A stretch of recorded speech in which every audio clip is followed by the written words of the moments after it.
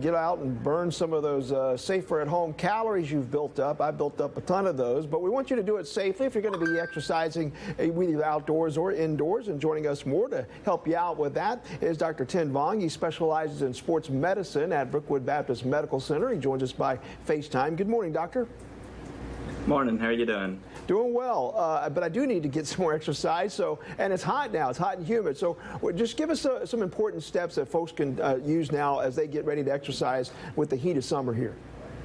Right, especially with the heat and the humidity here. You know, you definitely want to stay cool and stay within a good temperature range and everything. So the important thing, you know, especially as the weather gets warmer, you want to get acclimated to the heat and everything. So if you're just starting your routine or getting into an exercise program, you want to kind of ease into it. So make sure that you get out there, get used to the heat, get used to the humidity before you get, you know, kind of really deep into the exercise. Well, and let me ask you this too, because there's a lot of conflicting information over the years about stretching. And I think it's important to stretch, but now some people, or the old days it was you stretch before you work out with some static stretches. Now it's like, no, warm up first and then stretch. What do we know these days? What's the right way to approach that? Right. So I agree with you there. You know, there's always a lot of conflicting information on it.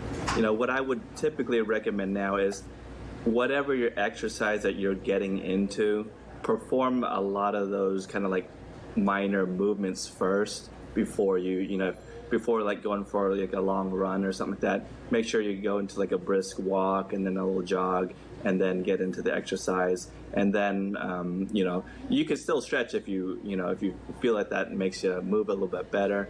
But you don't have to like go by like a strict, stretch for 15 minutes, you know, every time before you go out and exercise. And if you get your heart rate up to where you're really burning a lot of calories, what about how long it takes to really get that heart rate down and why that's so important?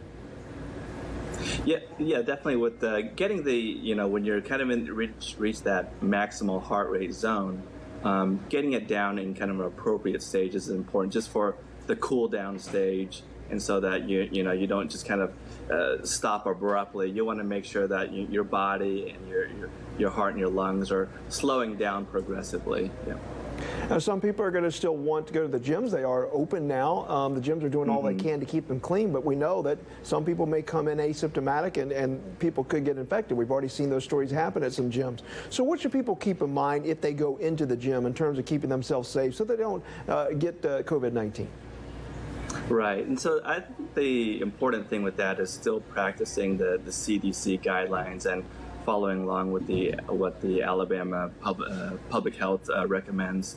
So you still want to social distance.